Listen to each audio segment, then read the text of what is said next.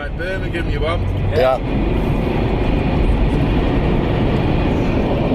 Hello, welcome to an episode of Gareth Jones on Speed, where the three of us on this show are more than a little stressed.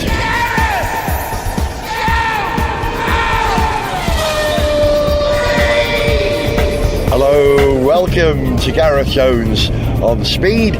I'm Gareth, he's Chris. Alright, there. And he's Phil. Yes, I am Phil. I'm sorry about that. He certainly is. Now, High level of concentration. yeah, Phil is super concentrating at the moment because Doesn't like the bends. we're driving a car. Well, he doesn't like the bends at reasonable speed. We are driving a car at pace from North Wales to New Haven on the south coast of England.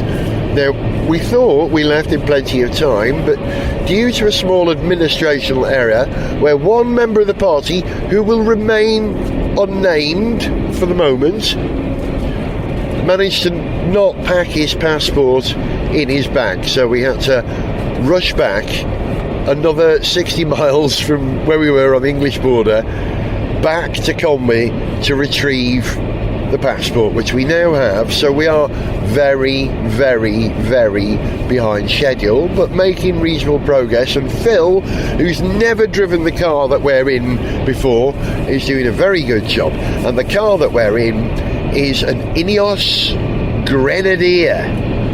Yep, you know the Grenadier. It's a vehicle that is somewhere in between the G-Wagon and the Land Rover, right? It's got elements of both of those when you look at it, but it's a completely new independent vehicle. I'm sure you know the story of the Grenadier.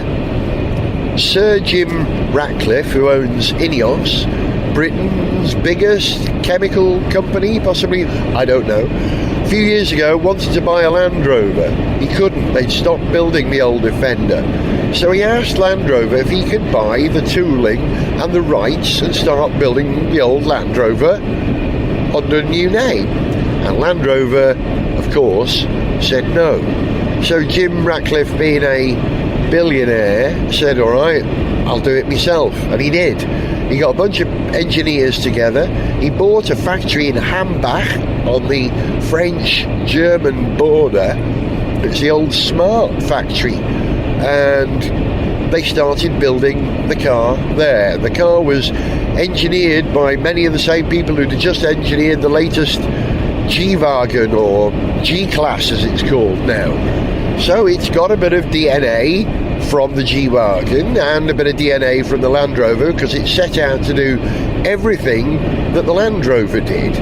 Some people call it a Land Rover copy. I think that's unfair. I think it's just a development of the Land Rover. Now, my mate Phil, who's hurrying this vehicle around at the moment, Phil, I won't trouble you for long because I know you're concentrating driving, but you've driven many a Land Rover. You own 2 Land Rovers.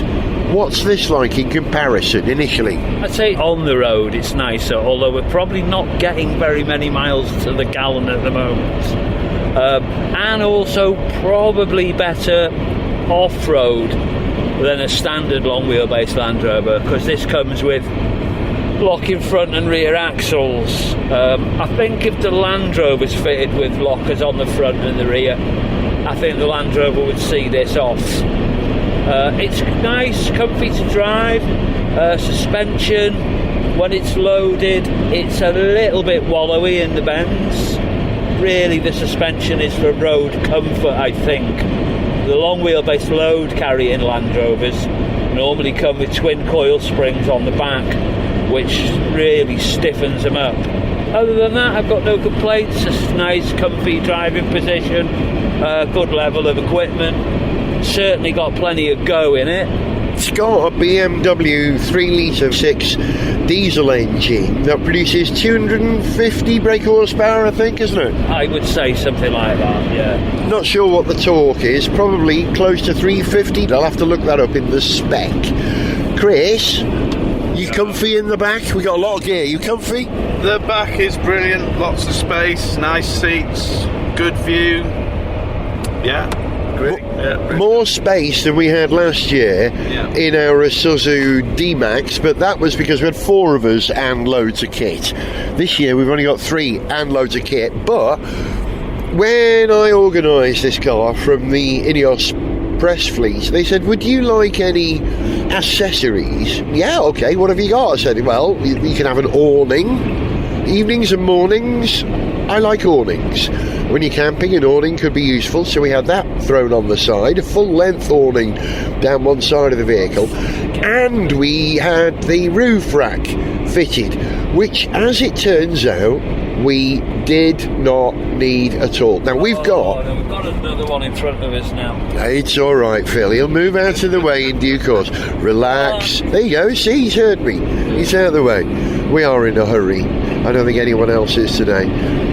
The surprise was that we managed to fit everything in, and we've got tents for 5 people, so that's a 2-man tent and a 3-man tent, both a reasonable size.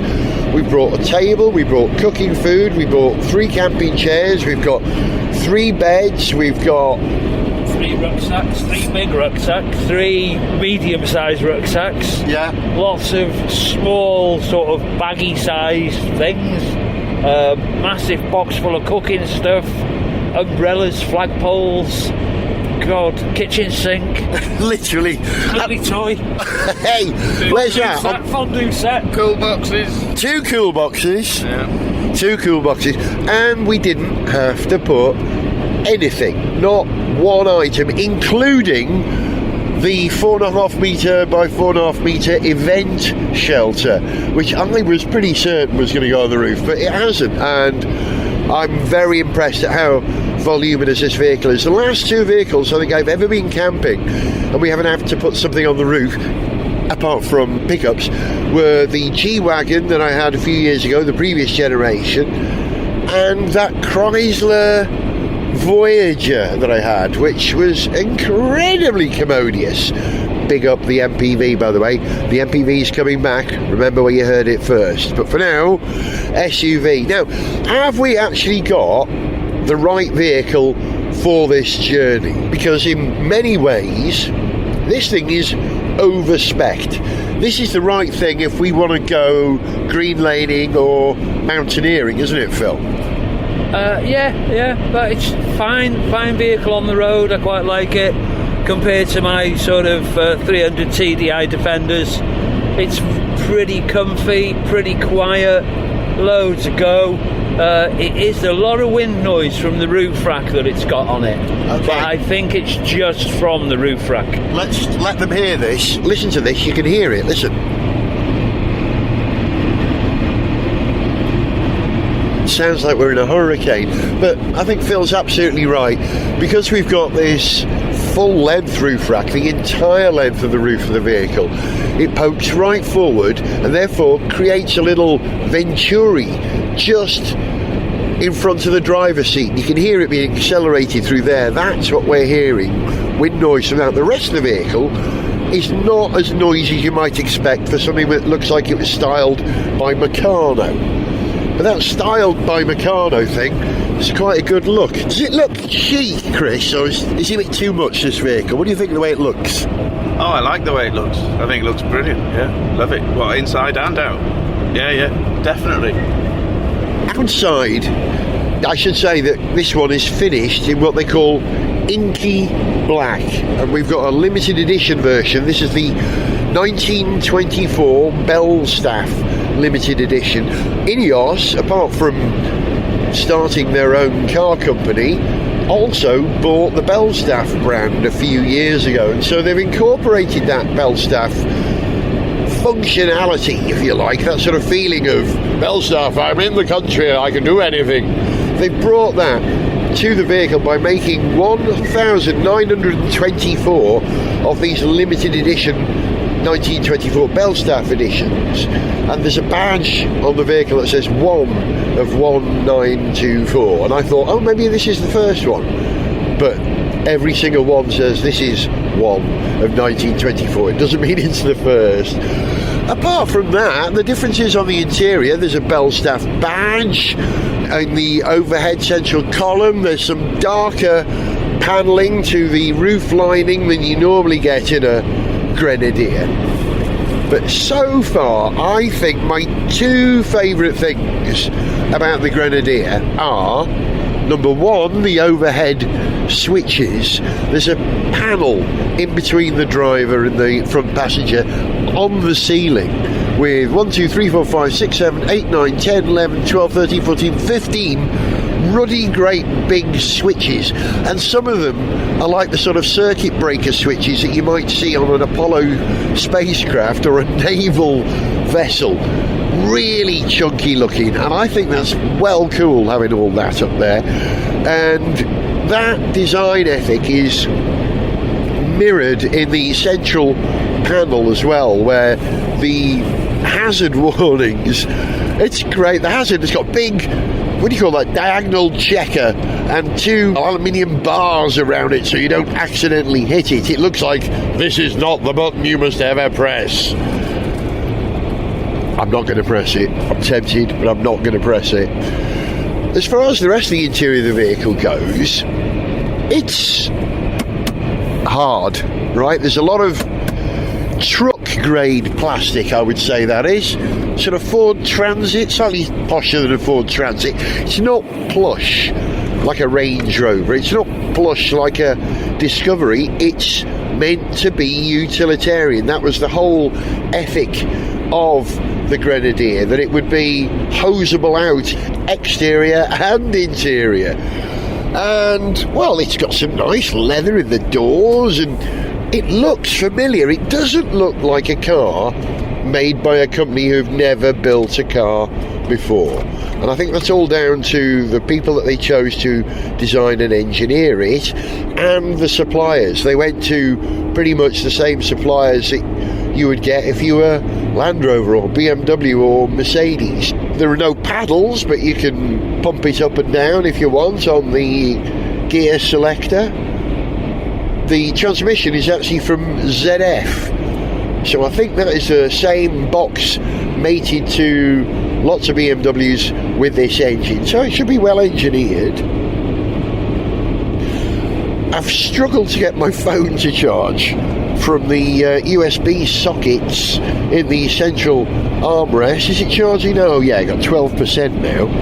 But it was really struggling. I tried 3 cables before any of those cables worked in combination with my phone and that charging point. I'm intrigued by your reaction to this car more than anyone's, Phil, because I know that you're a dyed-in-the-wool Land Rover enthusiast. And to find you at the helm of a pretender to the throne, if you like, a Land Rover pretender, that's what we should call it. How does it make you feel? A lot of different feedback from people when they first came out. I haven't got an issue with them at all, and I think this model in black is a very nice looking machine. From the back and the flanks of the vehicle, it's hard to tell it apart from a Defender. Yeah. The lines are almost identical. It looks very different from the front end, but it doesn't bother me. It's not unpleasant.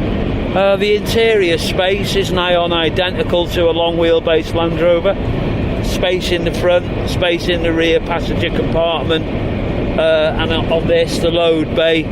You're talking about the classic ladder chassis Land Rover, aren't you? I'm not talking about the new Defender. They're out of my reach, those machines, as is this at, £82,000, you know. Yeah. But I'm a big fan of the serviceability and the ruggedness of an old Land Rover. Not so much the series Land Rovers. They've got their own set of fans.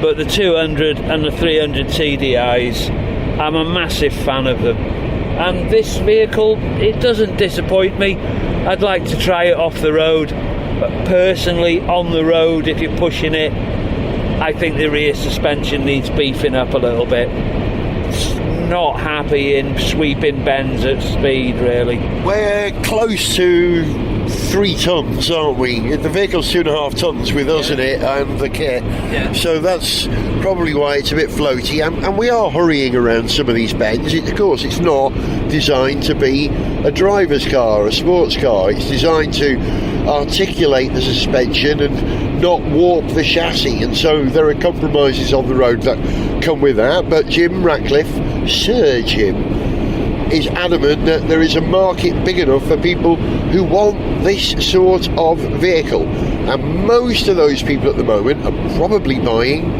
pickups, Hiluxes, Navaras, Amaroks, Rangers, Isuzu D-Maxes, of course, and what's the Mitsubishi, the L300, isn't it? Yeah. Also, this machine as well, I don't think there's another contender, but not a replacement, but a comparable vehicle to the original Defender. Yeah. That's my feeling on it. What we're actually in is essentially a 21st century version of a 20th century vehicle, sort of developed as far as you can without starting from scratch and deleting the ladder frame chassis and putting a monocoque in, which is what I believe all the other rivals have done, right, in terms of SUVs these days. We like it. I have to say, we like it. The moment we picked the car up, the guys were very keen to see it, and when they saw it, the universal reaction was, "Oh yeah, this is all right." Yeah, maybe we were expecting it to be underdeveloped, maybe because it's a new company, or full of flaws. Haven't really detected any at the moment, apart from one minor one, which is this. Listen. Right, over the front 2 seats, you've got what I call safari windows, glass panels, which allow you to vent at the front for when you're in super hot climates. And you can actually remove those 2 glass panels as well, unless you've specified the full length roof rack. And that means not only can you not get these safari panels out, the glass panels out, but you can't leave it open. It won't actually lock open. So that's the nearest thing I've spotted to a flaw on the vehicle. And in the meantime, Phil's flooring it at legal speeds. Phil, of course, we are. Of course, yes. We would not dream of breaking any law. Yeah. Let's hope we make it to New Haven. That's smart looking Range, you know. We just passed a blue new Range Rover. Queue ahead. Right, I'm not going to sit here and give you a commentary on every minute of this 4.5 hour journey that we've got to do in 3.5 hours to make our boat, but we'll update you in due course. You know what they say, a problem shared is a problem 2 people now have. A trouble shared is a trouble doubled. A trouble shared is a trouble doubled. Oh, that's poetry.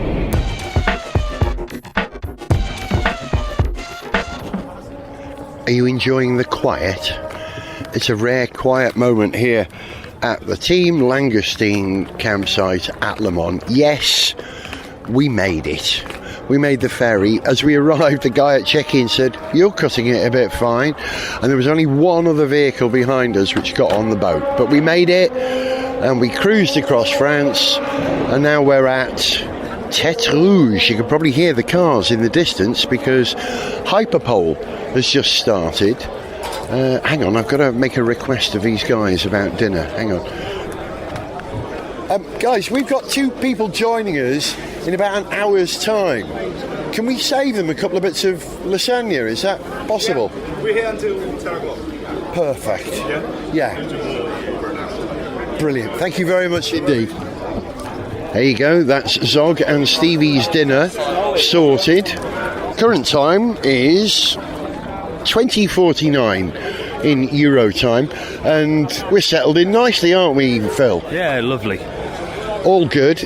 We thought we'd just have a quick wander around the campsite on the way up to the bank to watch Hyperpole and tell you about some of the vehicles here. What's caught your eye, Phil? Well, again, the Cobra. You said that last year. Is it the same one? I think it is. There was 2 here last year. I think it was that one, and then there was like a sort of bronzy gold-coloured one, wasn't it? Who doesn't love a Cobra? Let's just take a walk down the avenue and tell you about some of the cars. A Ford Ranger 226 Limited. Pickups, you know I'm a big fan of the pickup. A Porsche 996. A nice 911 in black. C-Reg, what's that, 83? 83. A BMW M4, I think. An Audi S-Line, what do we call that, the A4 is it? 2 Audis, a Golf, not that exciting yet. Let's go down and see what we've got. Oh, a Jaguar F-Pace in a nice gunmetal grey. Another BMW, an estate car. Again, if you can't do a pickup, an estate car is a good option. A Porsche Macan S. Oh, wait until you hear what I've sorted for Zog for 20 years on speed. He's got a real treat. Oh, and a Ferrari. Okay, what's this? A 599? What do we call it? It's a red Ferrari. Long bonnet. What do they call it? It's not the Skag, is it? It's, I can't even remember these days. A nicely blacked out Jaguar XJF convertible. Notice the way I said F and not S or S with my lisp. A Hyundai Ioniq 5N, the N5. Now that's a good thing, and they've got a cable, and it's plugged into a. I think they've got a generator charging it here. Is that your N5? No, the dude along. The M5. No, this Ioniq 5N. Yeah, he's walking along here. That's a great car. He's got a waddle like this. Really? Well, it's a good job the M5's a wide car then, right? Because it is a big car. Love the 5N, not the N5. An Audi RS6, another BMW M4, a Porsche 911 GT3. Oh, that looks good. Oh, that's beautiful. Gosh, it's immaculate. A Mazda RX-8. I think I've said this on the programme before, but the Mazda RX-8 is the car I found most difficult to keep below 120 miles per hour. There's a big black Range Rover. There's another Ferrari. There's an AMG SLK, the V8. Oh, that's nice. Nice, a little AMG. That's a nice idea. Oh, there's an E-Type, a red E-Type coupe part around here. I'm going to talk to the chap who owns it. Excuse me, sir. I've got to talk to you about your car. Right. Giving you any trouble? I see you've got the bonnet open. What's going on? Yeah, no, just checking it over. I mean, we've got down here without any problems. No overheating or anything? No, these don't overheat, believe it or not. No, it's been really good. So, yeah, we got down with no problems at all. So hopefully we get back with it with no problems. Well, half the journey's done. Yeah, I mean, I had the car 45 years. Have you really? You've owned it since almost new, right? Almost new, 20 years old. It's about nine years old, but it was in a bit of a mess, to be quite honest. And I think I had mud written across my forehead. So, but you know, it's a learning process. I do all the sort of maintenance myself. So because you can on a car of this period, can't you? You can really, yeah. So yeah, it's been okay. You know, so it's came down and didn't miss a beat all the way down. Glad to hear it. What's your name? Barry. I'm Gareth. Nice to meet you, sir. I'll tell you what. The funny thing is, my son's in the tent there, and when he was a baby, I've had this car 45 years. When he was a baby, he always wanted to go in the car and press all the buttons, right? Today is his first drive. He drove it halfway down it. Oh, how wonderful! That's like a full. Do you know what I mean? It's like full circle coming back home. No, it's incredible. I took some pictures of him driving it, and it's like, you know, that warms the heart, doesn't it? I know. Do you know why I like the E-Type? It was born the same year as me, 1961. Right, okay. So I feel a kinship with this car. Yeah, they're nice cars. I mean, I don't know what's happened to Jaguar over the last few years anyway. I don't know it's a shame really, don't you think?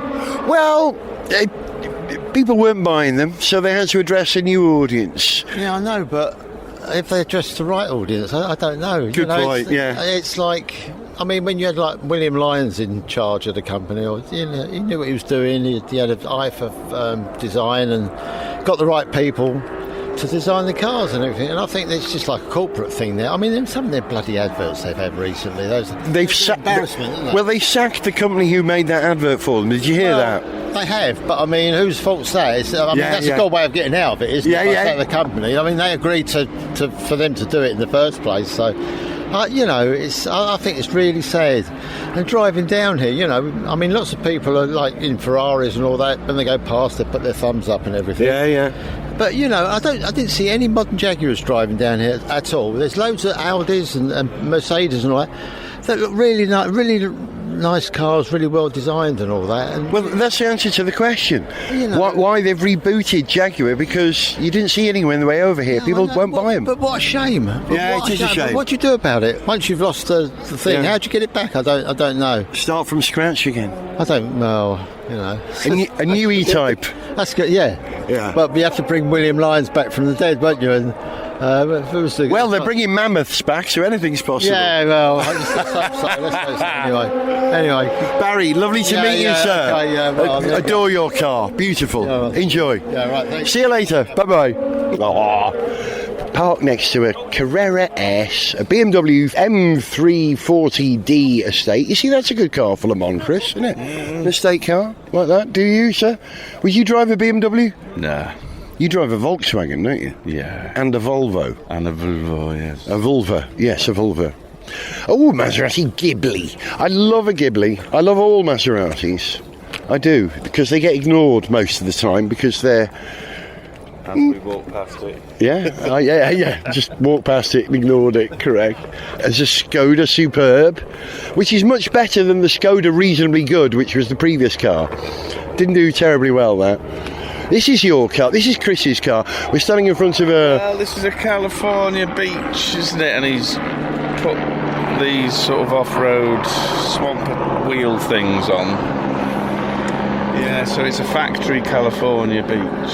This is a, what do you call it, a 5? This is a... T6. 1 is what this is. We're talking about the transporter-based camper, which is what Chris owns. We almost came in this year. Almost.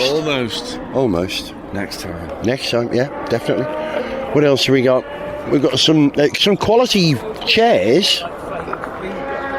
Outside the transporter, some very, very nice quality camping chairs.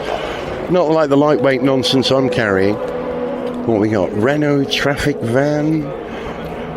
Mercedes. What's this? It's GLE 350D. Again, another great car for camping. Lots of room.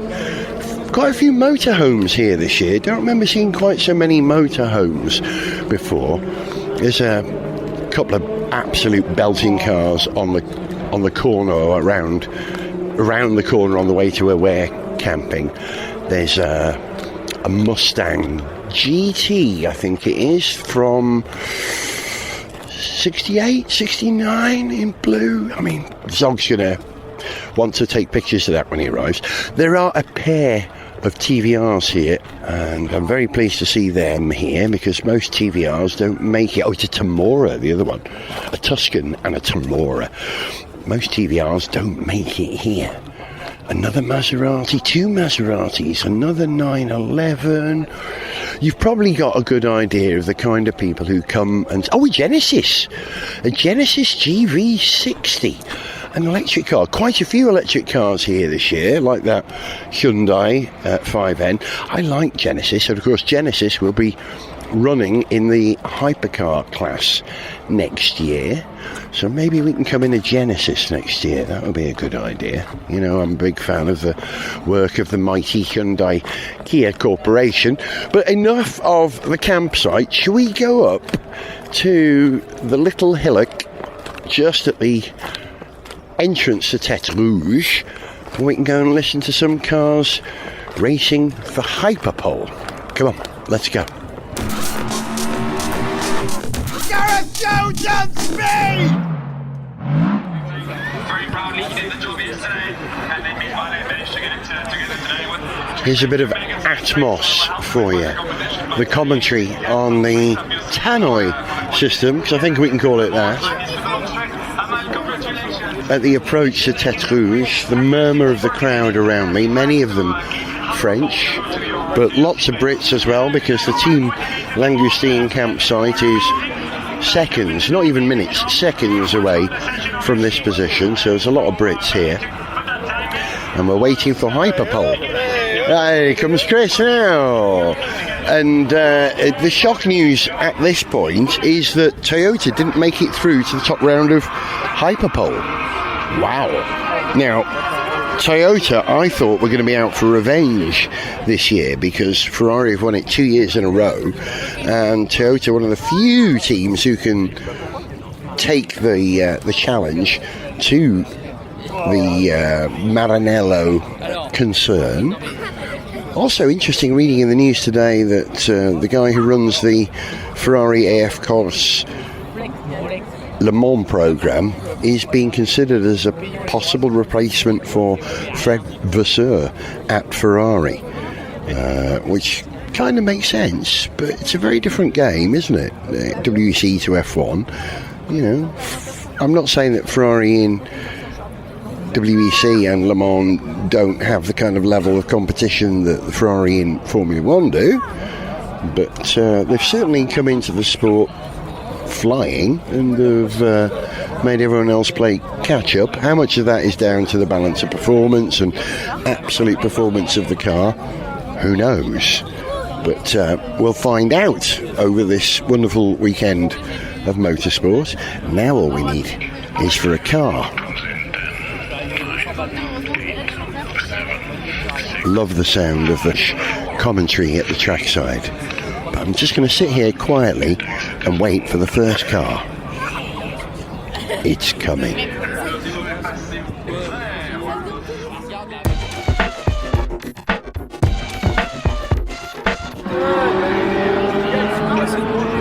Damn it, missed the first two cars through. Here we go. That's one of the Toyotas, the one in the black paint scheme. There goes one of the Hertz Team Cadillacs, Jota, running them this year. There's my Ferrari. There goes another Porsche. More Porsches. Alpine. Another Alpine. And listen. Yeah, there it is, the Valkyrie. Love that sound. Nice to have a V12 in the top class here. I'm looking forward to hearing that coming around a second time at full chat.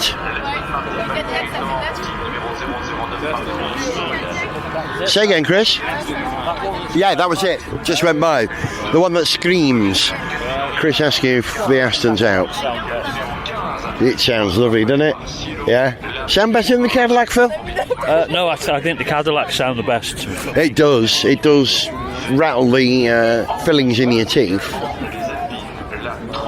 But I like the way that the Valkyrie is added to the choir. You've heard me say this before, but I consider the lineup of cars on the grid at Le Mans like a choir, where you've got traditionally the Ferraris are the tenors, aren't they? And the Cadillacs and the Corvettes are the bass and the baritone, and the Porsches are the baritone as well, I suppose.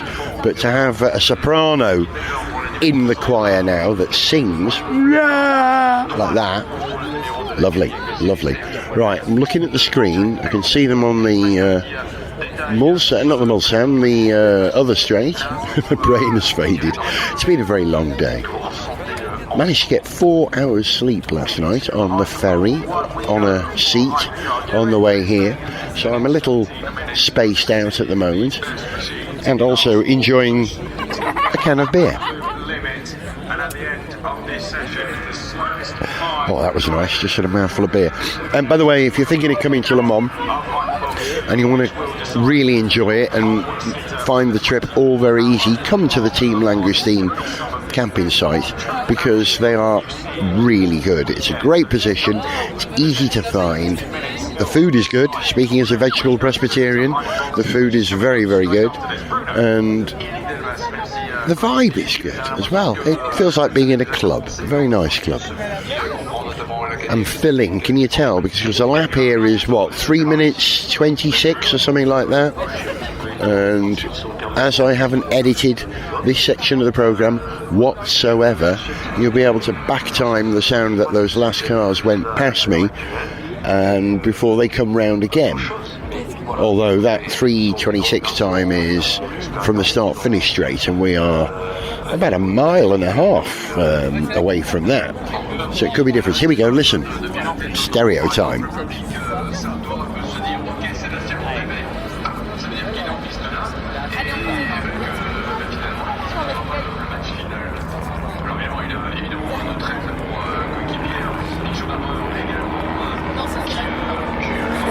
You can always tell when the cars are coming.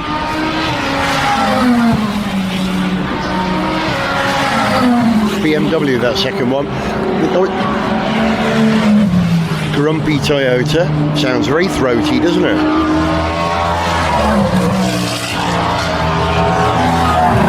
A pair of filthy Cadillacs. As I was saying, you can tell when the cars are coming. The helicopter comes first. That's the AF Corse. That's Kubica's Ferrari, Porsche, Cadillac, Porsche, Ferrari. There are 4 Cadillacs running this year. Alpine sounds nice. Woo, sounds very space age, doesn't it? Everybody's attention follows the Valkyrie when it goes round, that Aston Martin. Everybody's heads are drawn to that car and it looks right. So of course, the whole idea of Hypercar was to allow road cars to be able to compete with specialist race cars. And the only Hypercar running at the moment that truly is a road car is that Aston Martin. Well done, THOR, Thor, the heart of racing, for getting that car sorted and getting it to La Sarthe. How are they going to do in the race? Well, we'll find out over the weekend.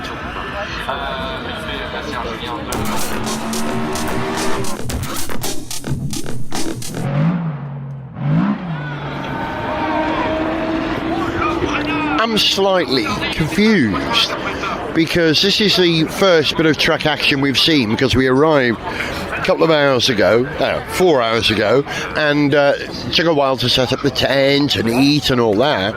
But we heard on Radio Le Mans that Toyota hadn't gone through to Hyperpole, and yet there is very definitely a Toyota running with Brandon Hartley driving it, going around at the moment. So what changed? How did that work? We missed something. As you know, it's very hard to keep up with what's happening at Le Mans unless you pay careful attention to Radio Le Mans and the commentary and the screens and your app. But most of the time you're just here soaking up the vibe. And the vibe here on the hill is very nice.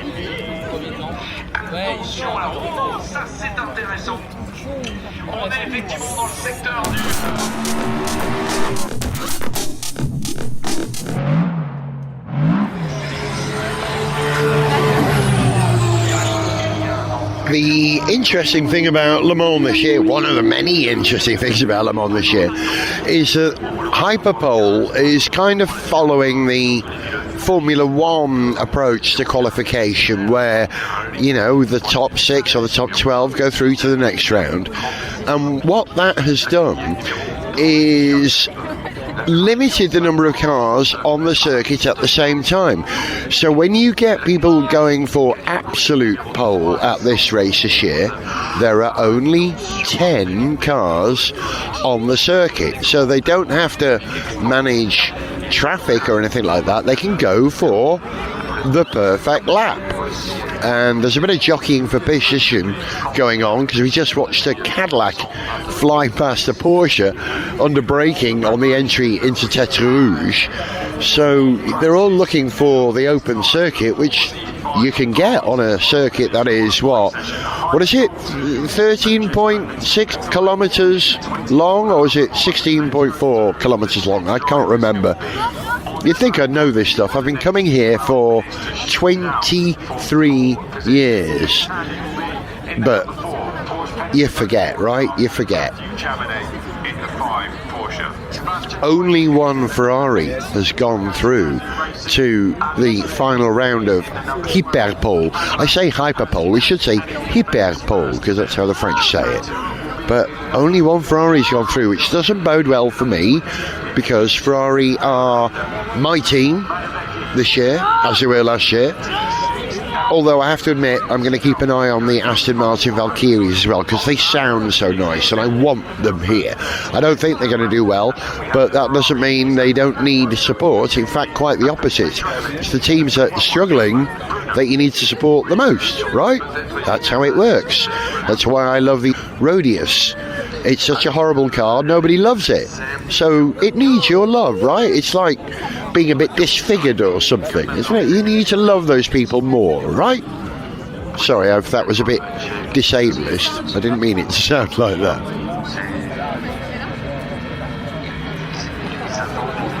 Here we go, a bit of audio. BMW, I think that was. Not quite familiar. BMW, yeah. Not quite familiar with the liveries yet. I haven't had a chance to study the form. Chris is telling me that, yeah, one of the BMWs is yellow, the other one is red, white and blue. Here we go. That's the Ferrari throaty. You know what that was. Pair of noisy Cadillacs. Sorry, I'm hiccuping because I've got a beer here. Porsche. Another Porsche.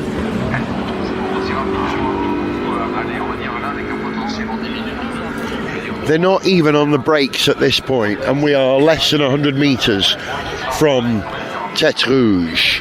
They are braking as late as you possibly can, because that's how you win in motor racing. But you know that, don't you?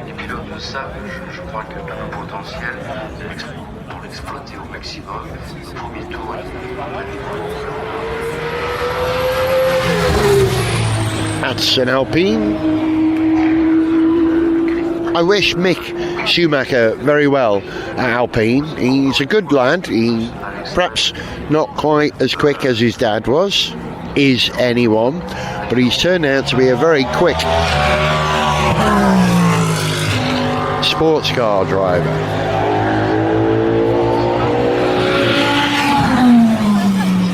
Just listen to the audio now of the cars as they brake and accelerate up the Mulsanne straight, or Grenadier. Wham there, Chris. One went into the gravel and... someone hit the gravel. Ferrari coming round nearly went to the back of it. They are trying very hard. When you think about it, in a 24-hour race, pole position isn't as crucial as it is in a 1.5-hour race where it's hard to overtake.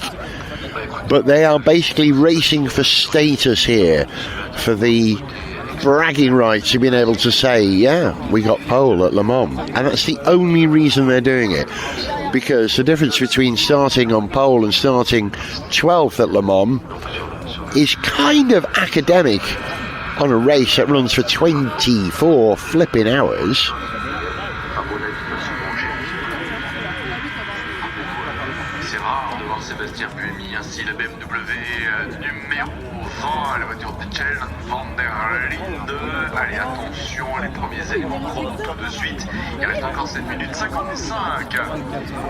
Right, I'm watching the screen and I can see a car up the start-finish straight with the sun setting, the red clouds in the sky.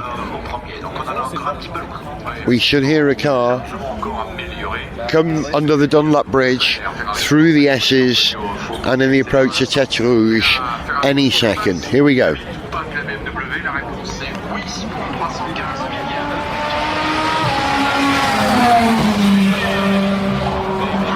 Porsche. Yeah.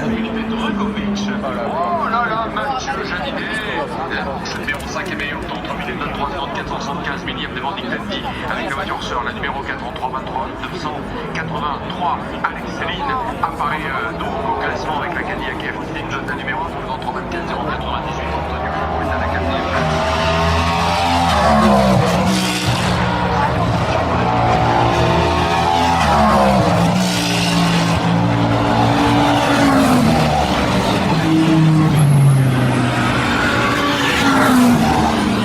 Oh, that Ferrari that went past third then, being a little ginger coming into Tetre Rouge. The others are breaking at the last possible second. And the joy of being able to sit here metres away from the cars and get that sense of how fearless these drivers are.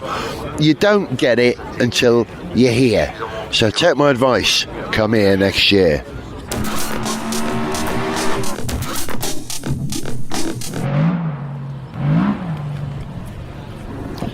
Hello, our continuing coverage of the 93rd running of the 24 Hours of Le Mans. We are here at the circuit. Everyone says that. We are here. Yeah, we know you're there, right? You've just told us we can see you somewhere. Everybody's got to be somewhere. Short diversion, sorry. But we're here at the Team Langoustine campsite, which is a kind of a club campsite, which is right on the inside of Tetre Rouge, right in front of the Stade Marie-Marvin. And I think that's how you pronounce it. That's the local football team stadium, I think. But luckily I've got someone here now who's pretty fluent in the French language. Hey, Zog. Bonjour. Comment ça va? Ça va bien, merci. Et toi? Je suis très bon, merci. Yeah. Well, I'm amazed I got through that in French, because often when I try and speak other languages, I end up speaking Welsh. It always comes out Welsh. You are aware that there are other languages. I've heard of them, yes. Hey, Jacques, how was your journey? It was terrific. No, we had a very, very easy trip, which I put down partly to the fact that we were a couple of hours later travelling down on Thursday than we usually do, and so we kind of missed that bigger slug of Le Mans bound vehicles and maybe some other, bits of traffic during the day. So we had very little traffic either on the road or getting into Le Mans. It was great. Cool. Yeah, were you here to greet you at the campsite gate when you arrived last night with one headlamp working? You were, yeah. We dropped all the bags, the cocktail cabinet, and then parked the car and got back to catch up and relax. You heard the word cocktail cabinet there, and espresso machine. Espresso machine, yeah. I've got a little hand pump espresso machine that, as long as you've got some boiling water and some coffee, suitably ground coffee, you can make yourself a little espresso. So I've been using that already. As we haven't had any ice, I haven't been able to sort us any cocktails, but we've got fixings for margaritas, rum cocktails, a couple of other things. Come on. We have a source of ice. The campsite here have got a tremendous bar and amazingly helpful staff. This is not a paid thing, by the way. I'm saying this because, what is it? Not a sponsor's announcement, is it? They're great. Come on, you've stayed at lots of sites at Le Mans with me over the last 23 years. It's been a few. I'm impressed. We only got here last night. It is now afternoon, so I haven't spent all that much time here. But big thumbs up to the shower blocks. Very important. The hot water was reliable and up to temperature. And we got a lovely little pitch there. And the staff have been super helpful. So, yeah, 2 thumbs up. Good start. Stevie, pick up your bike. Let's walk and talk. And Stevie Sakin is with us as well. Hi, bruv. How are you? Very well. Zog told me that the journey was pretty good. It was amazing. Well, Zog drove all the way. So the entire triple stint? I drove to Dover. Right. Oh, right. Yeah, you did the UK stint. Exactly. Yeah. And then the moment the side switched, I handed over and... But did you hit a bug swarm or something? A what? A bug swarm. Well, the car was absolutely covered in an Armageddon of bug carcasses by the end. So much so you couldn't read the number plate. You were going very quick? Zog was driving. How quick were we going? We were going bang on the speed limit on just about every bit of road. Well, I wasn't pushing it, didn't want to get done. See you later, Ella. Bye. One of the staff, Ella. They're champions here, absolute champions, everyone. Yeah, well, we're glad to have you here, and So wonderful. we're off now to the Musée Le 24 Heures du Monde. That's correct, right? Très bien, oui. Merci, because you're fluent too, aren't you, Stevie? Oh, complètement fluent. With a convincing accent. It's the accent that does it, really. Toujours l'accent. We last visited the museum. We're going left, by the way. We last visited the museum in 2017, Stevie. You, me and Zog. I remember it. It was wonderful. Yeah. And it's been extended now, I think? I believe so, yeah. And they switched the cars over. Yeah, they rotate vehicles, so we'll get another show, right? I was going to say, but 2017, like the idea that I'd remember when it happened. Exactly. That's right. Or who I was at the time. Well, this is the trouble with me. My entire life is documented. You know, television programs are dated. You know when they're from.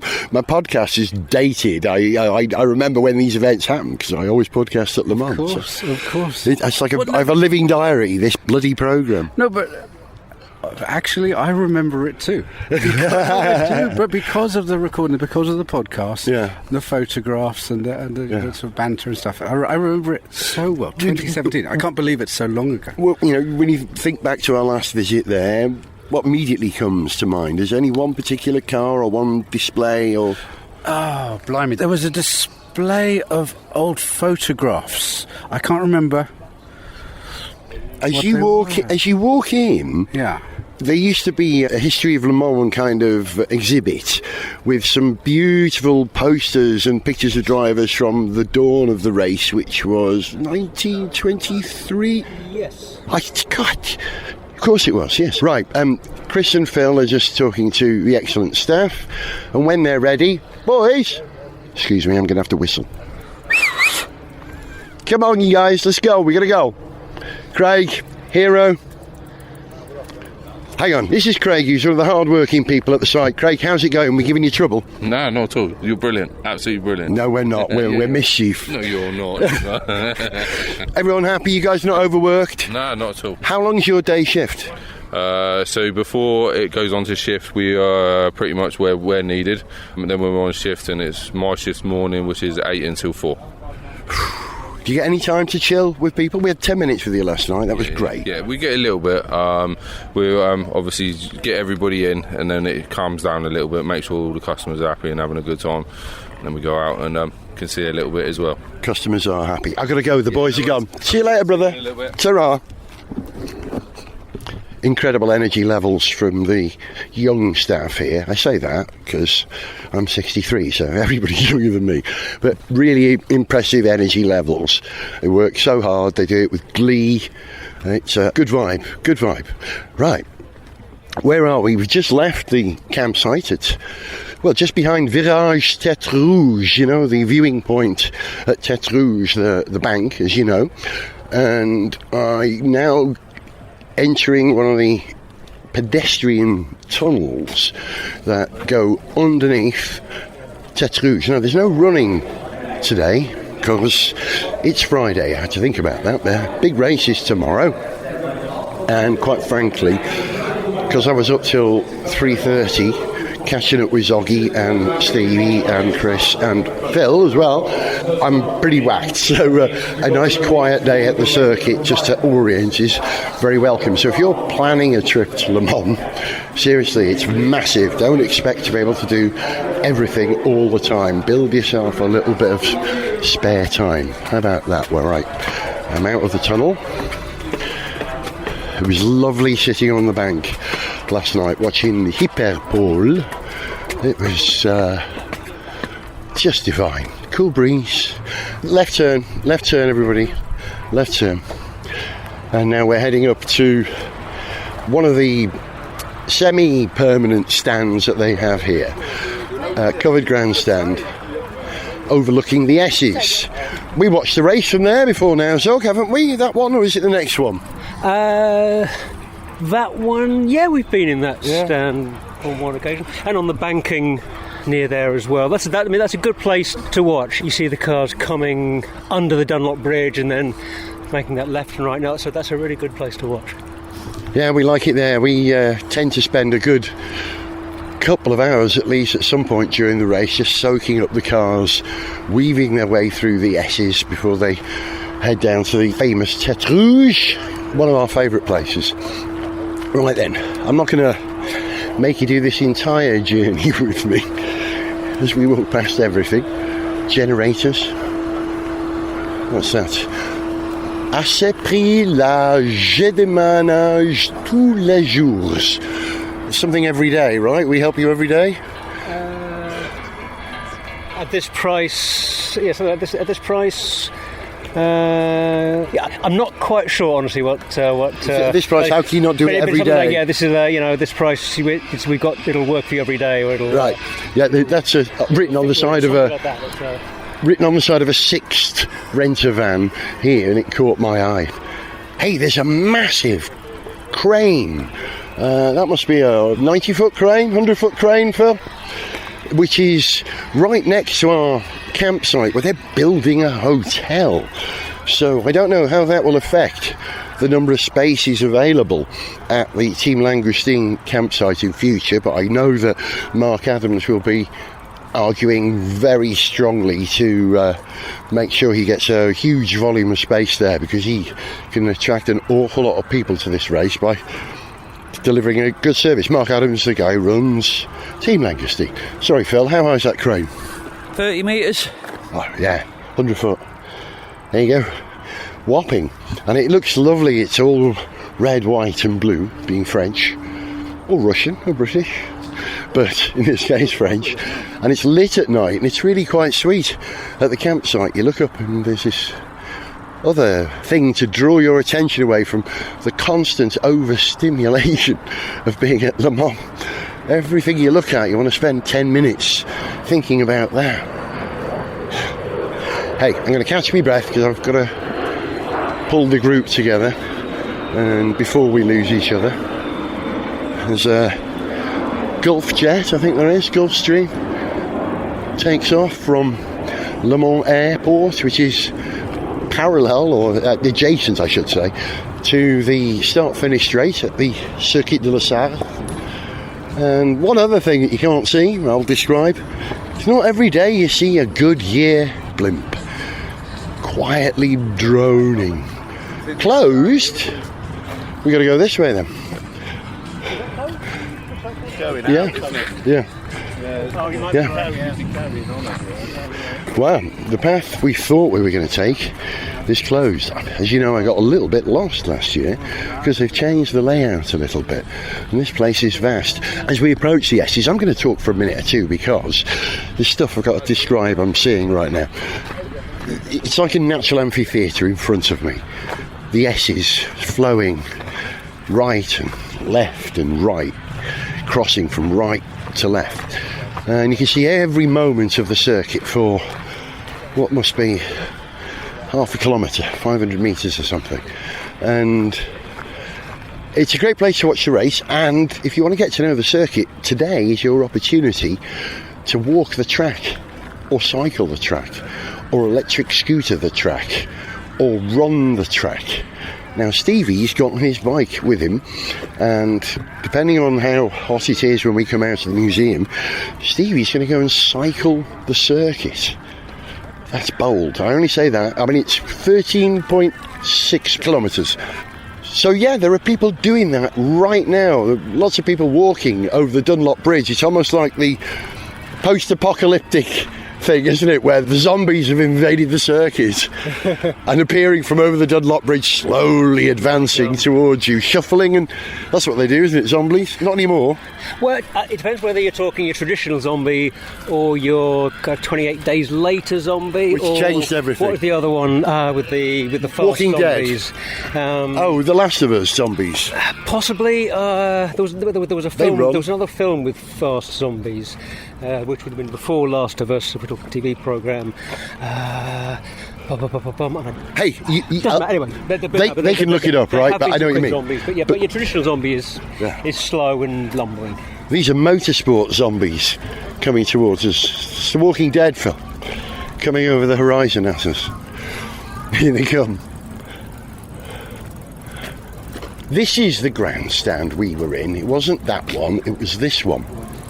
We were trying to work out which one we were in many years ago. I think it was 2017, I came by train. These guys got caught in traffic. It was actually this grandstand, wasn't it? Not that one, it was this one. We had a roof. Yes, we had a roof, definitely. Yeah.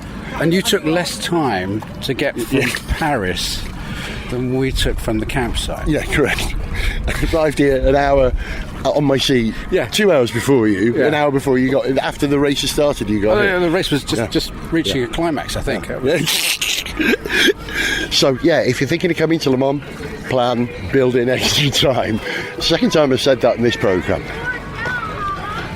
Right, as we walk away from the pop music on the tannoy system, before one of the algorithms on YouTube identifies what that is and tries to charge me for using it, we'll kill it here. For the moment, see you at the museum.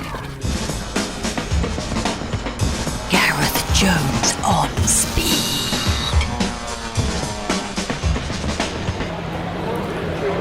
The best laid plans of men and motorsport fans. Or is it best laid plans of mice and motorsport fans? Something like that.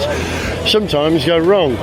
The museum isn't open for general admission today, which is a surprise. They were letting people in, but they had very different passes to the rest of us. So maybe this is a new thing at Le Mans. I misread the programme on the Le Mans website. So, no museum trip today. Stevie's going to ride around the circuit. Zog is walking some of the way around the circuit on his way up to our campsite at Tetre Rouge, if they'll let him out there. And I'm in the pit lane now with Phil and Chris, currently standing outside the Mustangs and the Proton Competition and the Iron Lynx garages, all next to each other at the moment. The number 7 Orica, the Iron Lynx Proton car, Reed, Capieto and De Gareth, forget their first names, but I can see my mate Neil Jarney's car. Neil Jarney is in the number 99 Proton Competition 963, and if I can get near the garage, let's just have a look. Neil won't be here, he'll be down at the drivers' parade today, or chilling before that. But let's just have a look at the cars. How are we doing, boys? All right? Yeah, we? Yeah. That's one of my cars. Neil Jarney. He was in... Tell you what, 99, that'll take a good lick in that car. Hey! And they'll be using Luft balloons to keep it light, yes. Neil Jarney was a driver in Avon Grand Prix, won the championship in the second year, if I remember, for Team Switzerland at the time. Top bloke, lovely lad. And what else have we got here in the cars? Let's have a look. The Ford Performance, the Proton Competition Mustang LM GT3 garage in Ford blue, deep blue, not the light blue, but Ford's deep blue. They own all the blues, don't they, Ford? But that's the Ford deep blue, like on the back of the logo. It's not historically the current one. They've simplified the Ford logo recently, as many manufacturers have done. Oh, I heard something very witty earlier on. Well, it made me laugh. There was a chap in a wheelchair coming up in through the gate into the pit lane as I arrived, and he said to the person with him who was pushing the chair, he says to him, "Oh look, there's the Lexus garage. Don't worry about that, not interested." And it made me laugh because I'm thinking, does anyone come to Le Mans supporting Toyota and Lexus? Anybody? No, they don't. I know they do well, and they've got a great history here. Toyota celebrating their 40th year, I believe, at Le Mans this year. But it's not a brand that you can get passionate about, and I say that because I owned a Toyota that was sold as a Lexus in a lot of markets for how many years? 19 years. And was I really ever bothered about Toyota in Le Mans? Well, they kept the sport going, and I admire them for that, but I couldn't get passionate about it. I'm posing for a photo. That's Chris taking a photo of me in the pit lane, all sweaty and hot. It's very, very hot.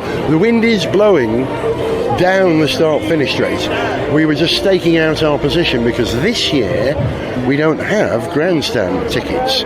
So we're trying to work out if we're brave enough and have enough stamina to get into the start-finish straight and stake out a place some 2 hours before the start of the race. That's what it's going to take for us to be able to do that. So we've chosen our position and we'll see if we can do it tomorrow. Oh, here we are. Here they are. Yes. We're outside the Aston Martin garage now. The racing spirit of Le Mans. This is the GT car. And next to it, with an enormous crowd around it, are the two hypercars. Heart of Racing. Thor. Thor. That's funny though. But I don't understand the backstory of where they got the name from. I think they're kind of a charity in some form, aren't they? That they give to charities as part of their sort of mission brief, their existence. But here we go. Let's have a look. Can we see? Just about see. Aston Martin Thor team. Thor, Valkyrie, get it? Makes sense. All the Nordic sagas. The Scandi saga. Now, is it going to be a Scandi saga where it all gets very messy for Thor, Valkyrie tomorrow? You know, is there going to be blood and death? I hope not. I don't mean that sort of blood and death. I mean, you know, disaster and tears and engineering breakdowns and drama, stories of great drama. It is 1, 2, 3, 4, 5. It's 8 deep to get a picture of the Valkyries. But I want to get in there and tell you what I can see, right? Because a picture's worth 1,000 words. So let me see if I can give you 1,000 words on this car. Right, this is prep day, so there's a chassis in the garage on chassis stands, lifted up, 2 mechanics working on it. It's facing me. The nose isn't on. The doors are open and they are butterfly wing doors, or gull wing I should say, on this car, unlike many of the others which are scissor doors. It is clean. It is immaculate. I'm looking at the front of the footwell with the suspension members hung off, and they are beautifully put together and beautifully put on.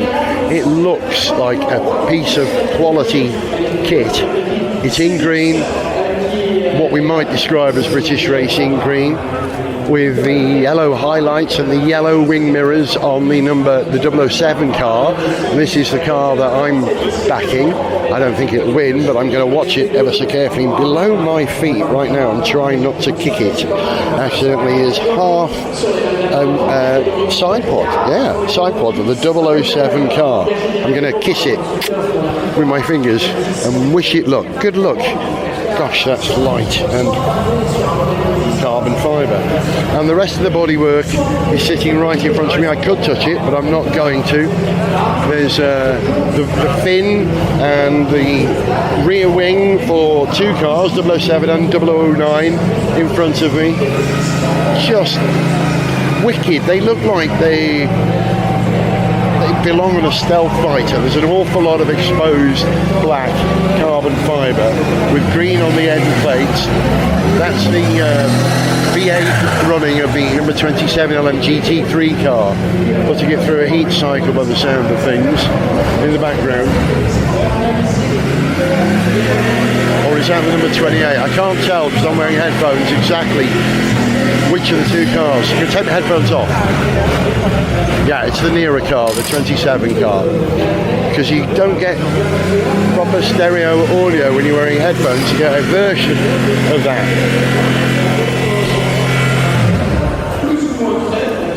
Yeah, all goes quiet in that garage. You better get out of the way and let people take pictures.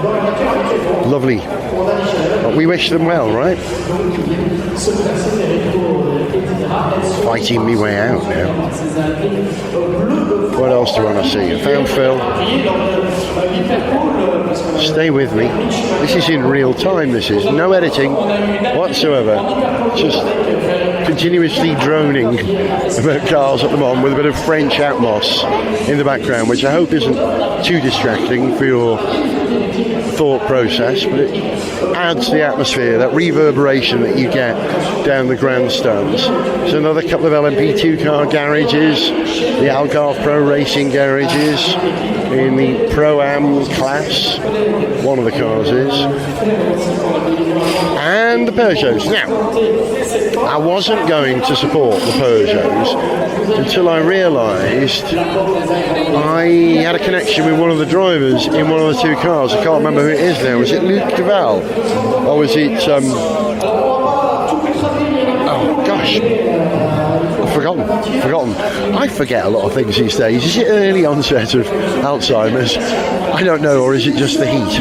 But I'll be watching Peugeot because I think the car is fascinating, the 9X8, and the new version where they finally worked out that it might need a rear wing to work properly. The new version was a much better car than the one which they thought they could run without a rear wing and produce all their downforce from the underbody. I'm going to press on, Phil. Alpine now, lovely little Mick Schumacher.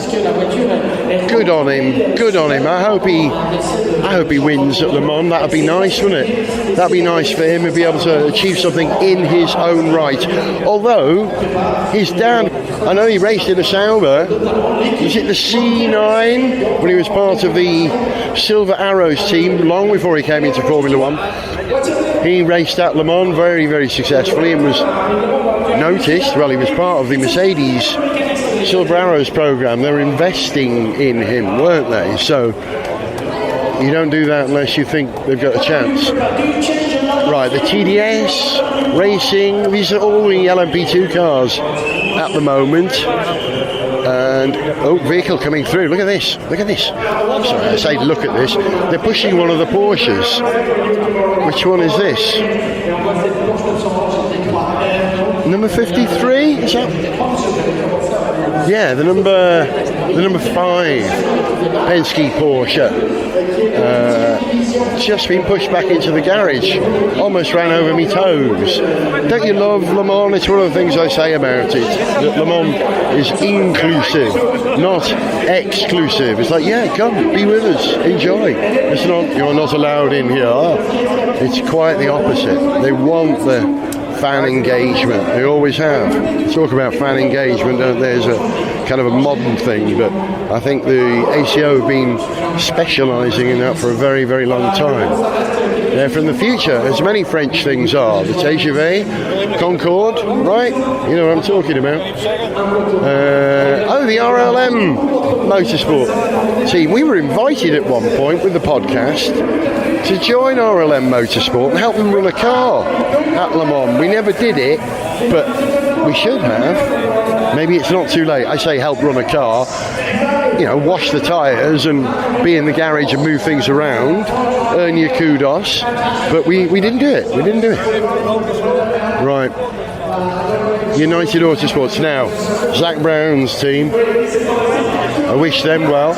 Ollie Jarvis is in one car, and Pietro Fittipaldi, who I am backing, with Renger van der Zande and Jaime Hassan in the number 22 car. I wish them well, because they're a top team, United. They're also running the McLarens in GT3 now. This is very interesting because, as you know, 2025 is the anniversary of the famous McLaren win in 1995, the last time road car, you might say. This is what it was. Won Le Mans outright. Ain't going to happen this year, but they're a crack team and they look the bee's knees in papaya and black. Sato Lung and Sean Galale, that's Marino Sato. Who's Leung? I can't remember his name, British driver. The Sean Galale is in the number 95 car. And in the number 59 car, trying to find it, where is it written down? Here we go. I don't know who these guys are. Bowd, Sosi, and Mr. Cottingham. I met some friends who can't remember his first name. Is it James Cottingham? Last night, who were backing him, and I said, well, I'm going to be following the McLarens this year because of the anniversary of the big race. So I wish them well. No sign of Zach Brown in the pit at the moment. Is he here or is he in Canada, which overlaps with this race this week? Where is he going to be? No sign of him. Oh, it's very calm. Minor bits going on the car. There's a engineer putting some oil on a spanner. He's just attaching a piece of carbon fibre. It looks like that's a ventilation of some kind, a through flow duct, a bit of hosing attached to a very complex bit of glass fibre, is that, or carbon fibre, or even some kind of polythene material that vent channel is using. Right, where's Phil? Where is he? Because I'm outside the first of the many Cadillacs running here, the Whelan Cadillac. Polishing going on here, catching drips from under the car. Oh, that's not very promising, is it? Or is he only catching drips from the liquid that he's spraying on himself? All right, okay. Stand down, everyone. Don't panic. Don't panic. And then the two, if you like, official Cadillacs, run by Jota. Oh, well, WTR, Wayne Taylor Racing running one. Jota are next door with their Cadillac V Series R, which looks wicked in Jota's and Hertz's gold colours.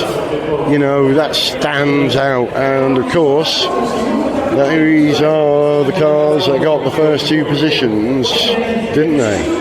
Earl Bamber, Jensen Button and Sebastian Bourdais, number 38 car, they were second, and Hyperpole went to Alex Lynn, Norman Natto and Will Stevens. My dad out in Sainsbury's. Sorry, Mr. Stevens, what did you say? They're second on the grid. I mean, on pole. I mean, that's just outrageous. But I'm not officially backing Cadillac this year, but Jensen is in the number 38 car, so I wish him well. That'd be nice for him, wouldn't it? He's getting on a bit now, but you know, that's something that you can do, endurance, when you get older. Let me tell you, as a man who swam from South Wales to North Wales when I was 60, I don't think I could have done it when I was 20. You know, I could sprint when I was 20, but I could swim all day because I've learned endurance as an older man. Right, talking about endurance, the two Corvettes, I'm out front of the TF Sport. Beautiful Corvettes in, of course, yellow. Can't wait to hear them barking around the circuit. The AO by TF LMP2 car. It's very interesting the way that Le Mans do it. They encourage teams who run in GT cars to run in the upper class as well, or if you're running in the upper class you have to run a car in the GT class as well. Very interesting. That keeps people involved, doesn't it? Keeps teams involved. That's why you've got a Lexus in the GT and a Toyota in the hypercar. But some of these teams run an LMP2 car as well, so that's why they're garaged next to each other. It's not sort of random higgledy-piggledy. Some teams run cars in all three classes. I think AF Corse, that's a Richard Mille AF Corse. Ferrari 296, LMGT3, 150. Now, which one of these? Yeah, this is Robert Kubica's car, which is the number 83 hypercar. Robert Kubica sharing with Paul Hansen and Yiffy Yi. Isn't that the best name you ever heard? Yiffy Yi. Or if you want to do it in the proper Chinese way, Yi Yiffy. Like Jones, qualifier, Gareth. So this is Jones Gareth on speed, if I was a Chinese podcaster. Kubica must be driving one-handed, effectively. Imagine how hard that is. Because he has only limited use of one arm. The other one's good, but, you know, Le Mans is a good tradition with allowing people with disabilities or injuries to be able to compete. Remember, there was a quadriplegic who took part in Le Mans a few years ago. They adapted a car for him to drive. So here we go, in front of the Ferrari garage now with the number 51 and the number 50 Ferrari F Course Ferrari 499Ps, which I consider the most beautiful Le Mans car I have seen in many, many, many years.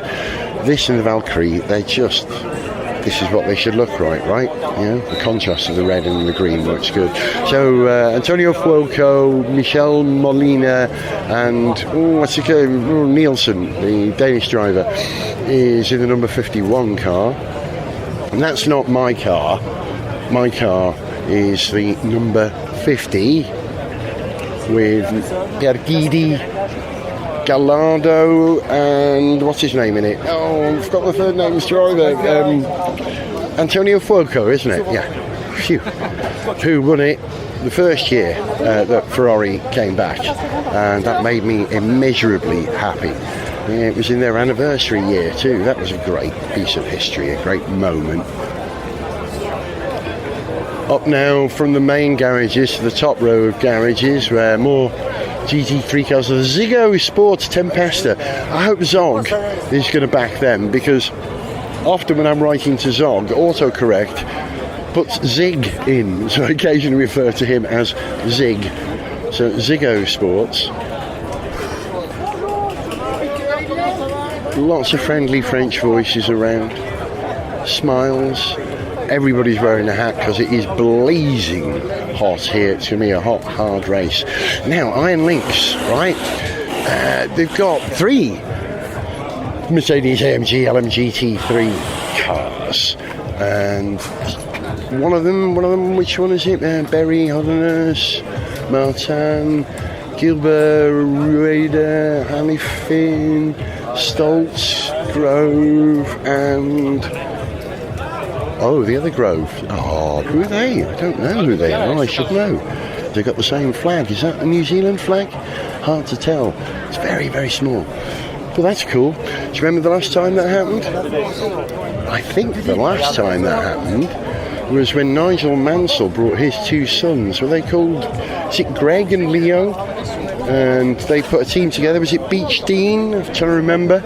In red, white and blue. And Nigel said, don't worry lads, I'll take it out. I'll do the first few laps. And then he had a terrible crash in the first 5 laps of the race, I think. And that was it. His 2 sons never even got into the car. So maybe technically that didn't happen then, right? They never actually raced in the race, although they'd qualified and tested and everything. Now outside the Toyota Gazoo Racing pit and garage, and here's the answer to that question: does anyone actually support Toyota at Le Mans? There are plenty of people standing here smiling, taking pictures, studying the car. I mean, they have an incredible record at Le Mans. Fair play, the sport going at its highest level for many years, and have had heartbreaks themselves. I was here when a Toyota broke down on the start-finish straight, 1 lap from the end, was it? That was just shocking. It's on an episode of Gareth Jones on Speed. I can't remember which year off the top of my head now, but Porsche won, didn't they? They stole the win in the last lap. It was Porsche, wasn't it? Nilgiani? Yeah, I think so. Or was it the year that Hulk won? I can't remember. But you remember the car breaking down at the front, and unless I'm very much mistaken, that's the guy who runs the Toyota Cologne operation. I'm going to listen.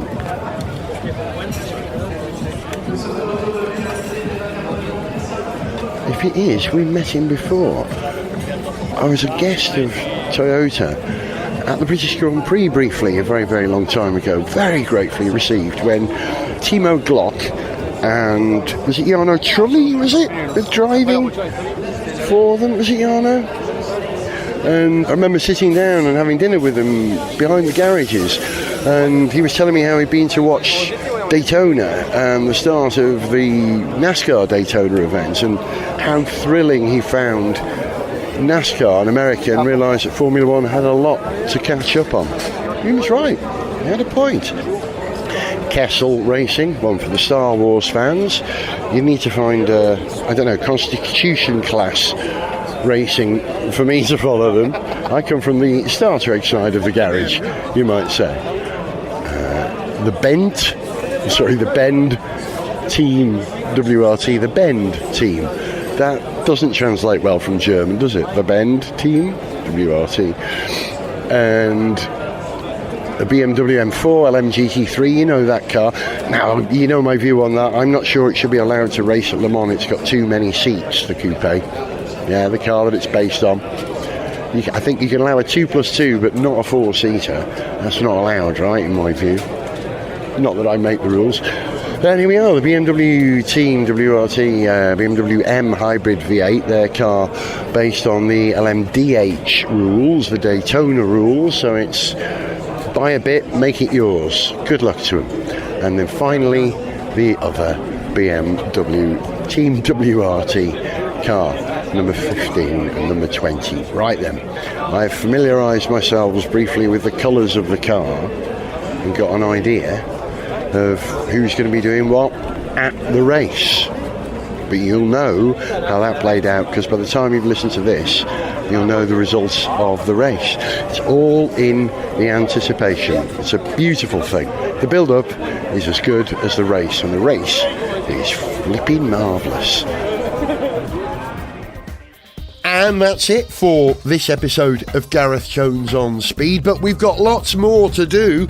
In fact, in the next episode we cover the race itself and tell you more about that absolutely fascinating INEOS Grenadier. You can hear all that in the next episode of the podcast, available 7 days from the release of this one. Oh, and while I'm here, don't forget, buy your tickets for our big bash in North Wales in July, 20 years on Speed. Get your tickets now before it sells out. They're available on Eventbrite. Information at garethjones.tv. See you at the bash, and see you for the next episode in a week. If you enjoyed this show, then please like, share and subscribe. For information on how to contact the show, see pictures, read song lyrics, follow us on social media, or to sponsor this podcast, go to garethjones.tv. Gareth Jones on Speed is made in Wales by Whiz Bang. Gareth Jones on Speed!